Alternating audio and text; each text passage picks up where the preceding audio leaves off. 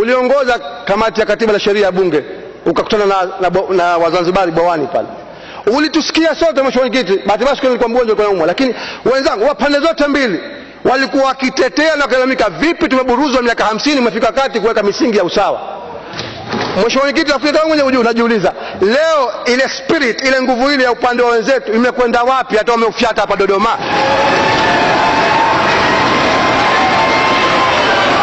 Mheshimiwa mwenyekiti, kuna record si ya Hansard tu, kuna record hata ya CD, kuna record hata ya CD, na ukitaka mheshimiwa mwenyekiti nitakupatia, ya semina ya baraza la wawakilishi iliyoitishwa na mheshimiwa spika wetu, na mshukuru sana mheshimiwa Paul Kificho, ambapo mawaziri na niwataje watatu waliosimama pale katika mfano, waliotupa mifano ya jinsi gani wamedhalilishwa katika mfumo wa muungano uliokuwepo ni mheshimiwa Dr. Mwinyi Makame, mheshimiwa Harun Ali Suleiman na mheshimiwa Omar Yusuf Mzee. Leo kimwapata nini Dodoma sijui mheshimiwa mwenyekiti, lakini wote mheshimiwa mwenyekiti, wote na backbenchers wengi tu baraza la wawakilishi walikuwa wakionyesha jinsi gani mfumo huu ulivyokuwa hautusaidii Zanzibar na umeifikisha Zanzibar kukwama huu mkwamo ambao inao leo. Kuna siku mheshimiwa mwenyekiti, mheshimiwa mwenzangu, tunajadili mswada wa kurekebisha sheria ya utalii Zanzibar. Nikapendekeza neno moja tu kubadilisha, kwamba kipaumbele cha ajira katika sekta ya utalii, kwa sababu sekta ya utalii sio swala la muungano, kisiwekwe ni kwa Mtanzania, kiwekwe kwa Mzanzibari, kwa sababu utalii ndio roho ya Zanzibar. Tukakataliwa. Mimi na mheshimiwa Shabakari tulitoka nje ya baraza la wawakilishi akikasirika kwamba wenzake wamempinga. Leo tumekuja hapa na ufuata. Hoja yangu mifano mheshimiwa mwenyekiti, nimalizie kitu gani? Ni kwamba kwa tabia hii mheshimiwa mwenyekiti, kwamba tunapokuwa kwa Zanzibar tunasema mengine, tukija Dodoma tunaufuata, Wazanzibari watatuhukumu. Wazanzibari watatuhukumu mheshimiwa mwenyekiti. Sasa mheshimiwa mwenyekiti, kama nilivyosema mambo haya ya muungano tumeanza na mambo 11, lakini ukiyanyumbua kwa hakika si 11, kwa sababu kuna baadhi ya mambo, kwa mfano mheshimiwa mwenyekiti, jambo lilotajwa kwa jambo la 11. Tulivu tafadhali tumsikilize. Ukilichambua jambo la 11 mheshimiwa mwenyekiti, lile si jambo moja, ni mambo mande. Limeorodhesha bandari, usafirishaji wa anga, posta na simu. Kwa hivyo hii si jambo moja, ni mambo mane ndani ya kifungu kimoja. Yalikuwa 11 asili, yakaongezwa yale ya asili mheshimiwa mwenyekiti: katiba na serikali ya Jamhuri ya Muungano, mambo ya nje, ulinzi, polisi, mamlaka juu ya hali hatari, uraia, uhamiaji, mikopo na biashara nje, utumishi katika serikali ya Jamhuri ya Muungano, kodi ya mapato na kodi ya mashirika, ushuru wa forodha na kodi ya bidhaa, bandari, usafirishaji wa anga, posta na simu. Haya kutosheka mheshimiwa. Miaka 50 mamlaka mengine ya Zanzibar yamechukuliwa.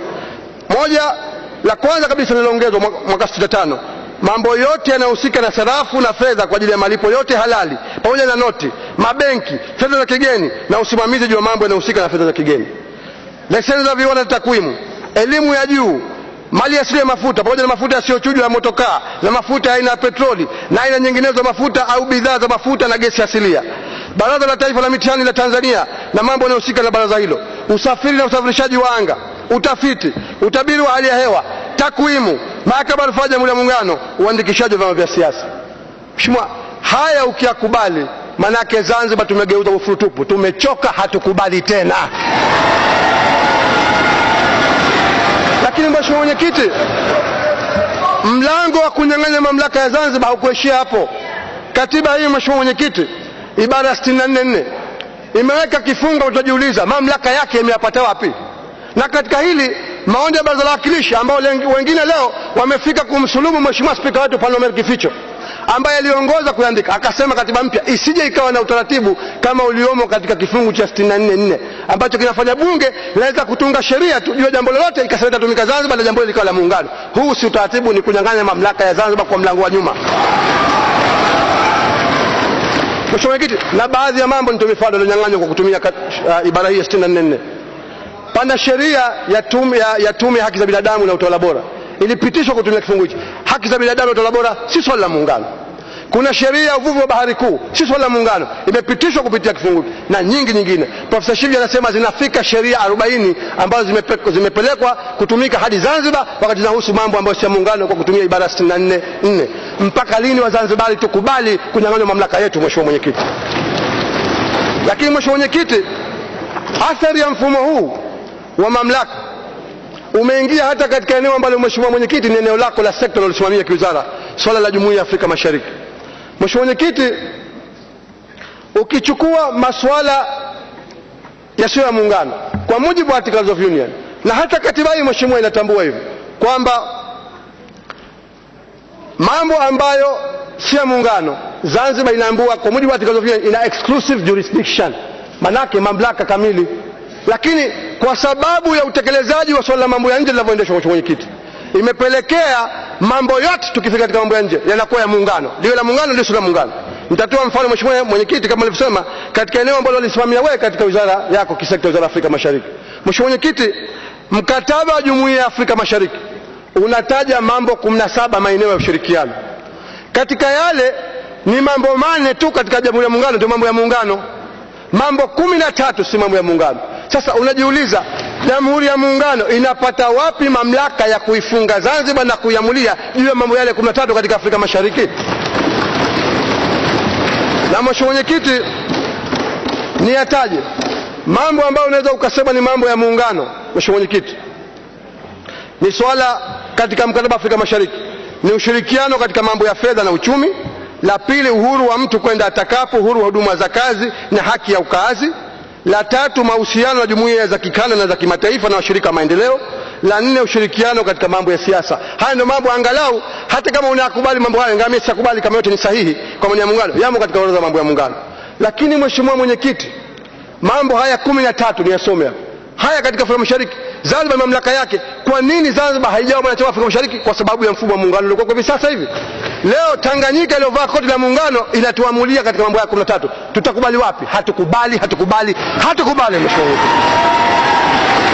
Mheshimiwa Mwenyekiti, la kwanza katika hayo, ushirikiano katika kufungua milango ya biashara na ukuzaji wake. Biashara na ukuzaji si mambo ya muungano.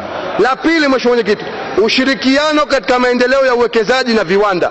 La tatu, ushirikiano katika uwekaji viwango, uhakika wa ubora na upimaji. La nne, ushirikiano katika miundombinu na huduma. La tano, ushirikiano katika uendeshaji wa rasilimali watu, sayansi na teknolojia. La sita, kilimo na uhakika wa chakula. La saba, ushirikiano katika usimamizi wa mazingira na maliasili.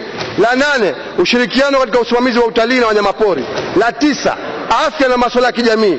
La 10, uimarishaji wa nafasi ya wanawake katika maendeleo ya kiuchumi na kijamii.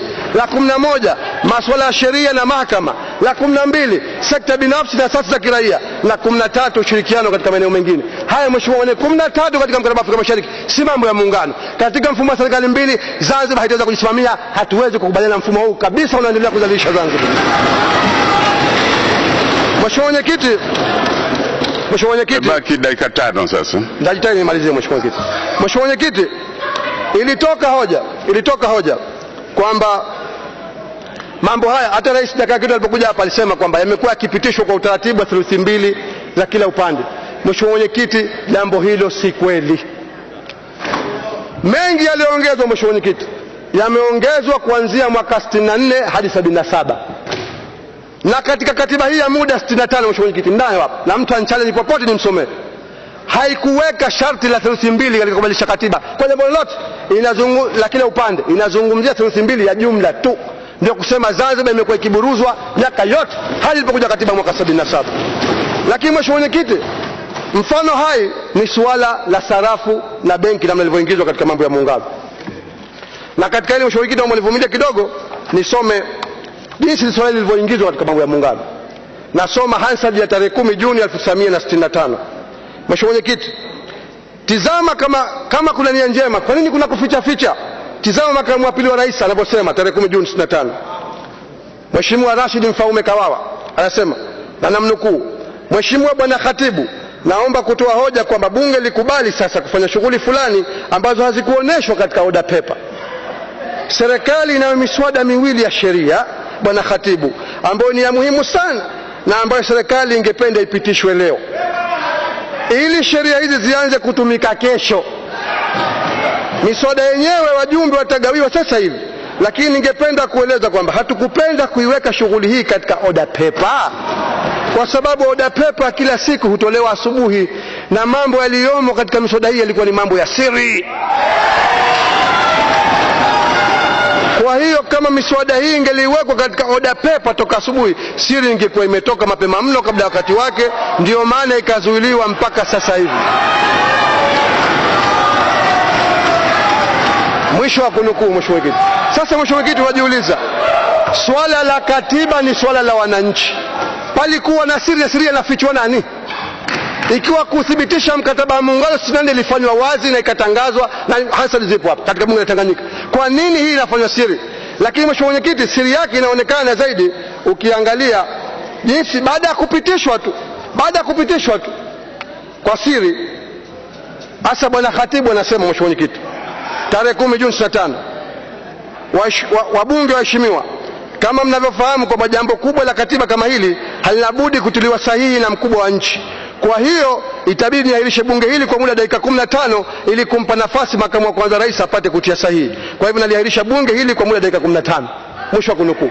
Mheshimiwa Mwenyekiti, najiuliza, palikuwa na kitu gani kikubwa? Maana sarafu wakati huo bado imo katika Afrika Mashariki. Imeanza Tanzania kwa benki kuu yake mwaka 66. Lakini palitegwa mtago gani hata ikadai 15 bunge liahirishwe, apelekewe mzee Karume ambaye kishategwa kati ya saini kwanza kisha rejeshwe? Na ni kweli Mheshimiwa Mwenyekiti, basi katai Mheshimiwa Karume kati ya saini na mswada nao. Lakini kama alifahamu alichokitia saini na alikikubali, mbona baada ya kurudi Zanzibar tu waziri wake wa fedha Mheshimiwa Abdulaziz Twala kaanza kuandika mabarua lukuki ambayo yameripotiwa kwa wingi katika kitabu cha Profesa Shivji, akionyesha kiasi gani asioridhika na Zanzibar ikang'ania haki yake ya kuwa na sarafu la benki kuu katika Zanzibar? Mheshimiwa Mwenyekiti, mifano iko mingi lakini kwa sababu ya muda naomba nimalizie. Mheshimiwa Mwenyekiti, mfano mwingine hai ni rais wa Zanzibar kuondolewa kwa makamu wa rais. Swala kubwa lilokuwa linanyang'anya mamlaka ya Zanzibar katika mamlaka ya muungano. Mheshimiwa Mwenyekiti, nao ushahidi wa Hansard. Mheshimiwa Mwenyekiti, namalizia. Mheshimiwa Mwenyekiti, nao ushahidi wa Hansard kwamba mwaka 95 wakati huo mwanasheria mkuu akiwa Mheshimiwa Chenge, bunge lilifanya lipitishwe mswada ule unaomwondoa sababu kwa makamu wa rais kwa theluthi 2 ya jumla. Wala Mheshimiwa Chenge akunyanyuka kumwambia spika, huo si utaratibu kwa sababu swala hili linagusa mamlaka ya Zanzibar, na kwa mujibu wa orodha ya pili ya nyongeza ya pili ya katiba, suala namba 5 ni madaraka ya serikali ya Zanzibar linahitaji theluthi 2. Tayari muda wako. Namalizia Mheshimiwa Mwenyekiti, namalizia. Mheshimiwa Mwenyekiti, nimalizie kusema Mheshimiwa Mwenyekiti, nimalizie kusema kwamba wakati umefika, kwa dakika moja tu Mheshimiwa Mwenyekiti, wakati umefika kufanya marekebisho haya ili tusije tukafika pahala tukakwama. Mheshimiwa Mwenyekiti, na nimalizie kwa kunukuu. Sasa huwezi kunukuu, time imekwisha. Dakika moja Mheshimiwa Mwenyekiti. Hapana. Mheshimiwa Mwenyekiti, nawaambia tu Mheshimiwa Mohamed Seif Khatibu katika kitabu hichi kawaongoza watu kwamba muungano huu wa dhulma hauwezi kukubalika. Mohamed Seif Khatibu kasema hivyo. Mheshimiwa Mwenyekiti, nakushukuru sana na nawaomba wajumbe wote wajue,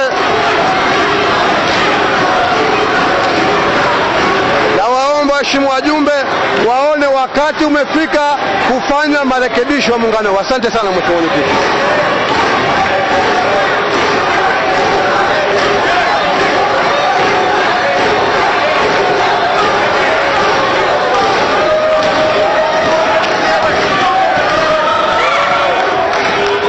Waheshimiwa, mtulie tafadhali.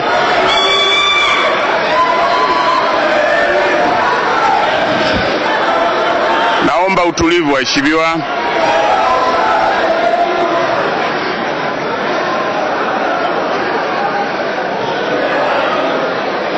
Waheshimiwa, tunaendelea. Sasa ni zamu ya kamati yetu ya mwisho, kamati namba 7.